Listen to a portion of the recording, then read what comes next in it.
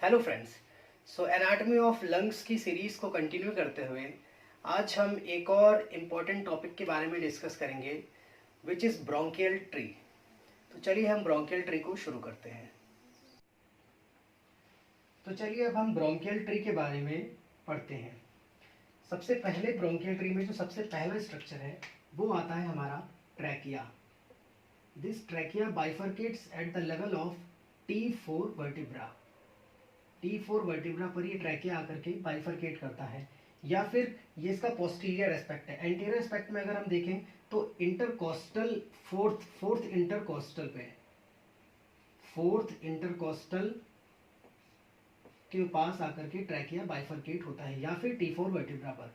Now जिस point पर ये बाइफरकेट होता है इस पॉइंट को हम बोलते हैं कैराइना।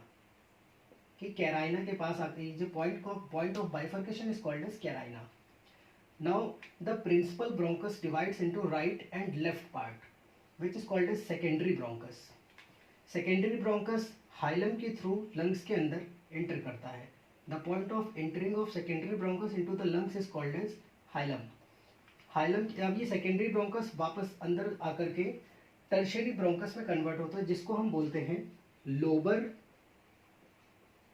bronchus। ये लोबर ब्रोंकस का मतलब होता है कि लोब्स के अंदर जो ब्रोंकस के पार्ट्स जा रहे हैं। नाउ हम जानते हैं कि राइट लंग में 3 लोब हैं, 1, 2 एंड 3, जबकि लेफ्ट लंग में 2 लोब हैं, 1 एंड 2।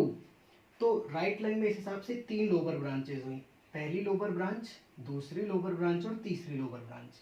जबकि लेफ्ट लंग में 2 लोबर ब्रांचेज हुई, 1 and 2। Now these lobar branches are further divided and makes another segments of branches which is called as segmental branches or tertiary branches या फिर segmental bronchi।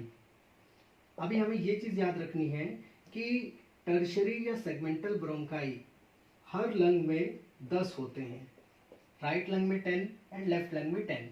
अब हमें याद रखने वाली चीज एक और है यहाँ पर कि टर्शरी ब्रांचेस जो हैं वो राइट लंग के फर्स्ट लोब में 1, 2, 3, 4 4 होती हैं, मिडिल लोब में 2 होती हैं, और थर्ड लोब में इंफीरियर सबसे लोअर लोब में फिर से 4 होती हैं। तो 4, 2 एंड 4। इसी तरह हम लेफ्ट लंग में देखें तो जो टर्शरी ब्रांचेस हैं या फिर सेगमेंटल ब्रोंकाई हैं वो फर्स्ट लोब में 5 होती हैं एंड सेकेंड लोब में फिर से 5 होती हैं। तो ये है कुछ ब्रोंकियल ट्री के बारे में। इसके बारे में थोड़ी सी और डिटेल में हम चलते हैं आगे। तो ब्रोंकियल ट्री के और डिटेल में जाने से पहले मैं आपको उस डायग्राम के बारे में थोड़ा सा समझा देता हूँ कि ये प्रिंसिपल ब्रोंकस है, प्रिंसिपल ब्रोंकस से सेकेंडरी ब्रोंकस आया हुआ है। बेसिकली ये राइट लंग का मैंने बना रखा है। सेकेंडरी ब्रोंकस से फिर टर्शरी या फिर सेगमेंटल ब्रोंक्यूल्स आए हैं रेड वाले, देन ये फर्दर डिवाइड होते हैं लोबर ब्रोंकाई में।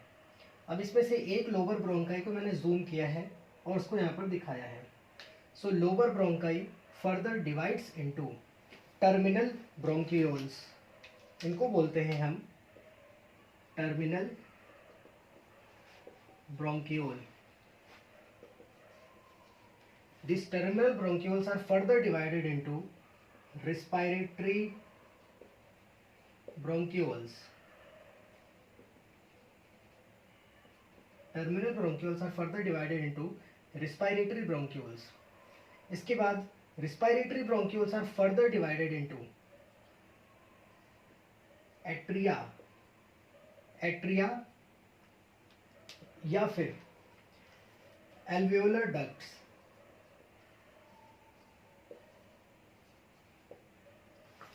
Alveolar ducts are further divided into air sacs,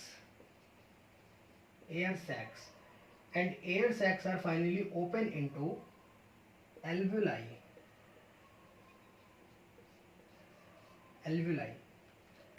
alveoli के बारे में थोड़ा सा देखते हैं कि alveoli is a pouch like structure। ये एक पाउच के जैसा स्ट्रक्चर होता है जिसके अंदर एयर फिल होती है। एल्वुलाई को नीमोसाइट्स भी कहते हैं। नीमोसाइट्स मतलब जिनके अंदर एयर फिल्ड हो। इसका डायमीटर बेसिकली 0.2 से 0.5 मिलीमीटर होता है। एल्वुलाई के बारे में थोड़ी सी और डिटेल में हम आगे चलते हैं। So alveolar cells are also called as pneumocytes. These are pouch like structures जिसके अंदर एयर फिल्ड रहती है। इनका डायमीटर 0.2 से 0.5 मिलीमीटर तक हो सकता है। अब हम इनके टाइप्स की बात करें तो बेसिकली ये दो टाइप्स के होते हैं, टाइप 1 एंड टाइप 2। हमारी बॉडी में टाइप 1 का परसेंटेज 95% होता है, जबकि केवल 5% ही टाइप 2 सेल्स होते हैं। टाइप 2 को हम ग्रेनुलर निमोसाइट्स भी कहते हैं। अभी टाइप 1 जो होता है, these are made up of squamous epithelial cells. Squamous epithelial cells. जबकि टाइप 2 होता है वो बना होता है क्यूबॉइडल एपिथेलियल सेल्स का। Cuboidal epithelial cells. इसके बाद हम टाइप 2 की ही अगर बात करें तो ये होते तो केवल 5% हैं, पर इनका रोल कुछ इंपॉर्टेंट रहता है।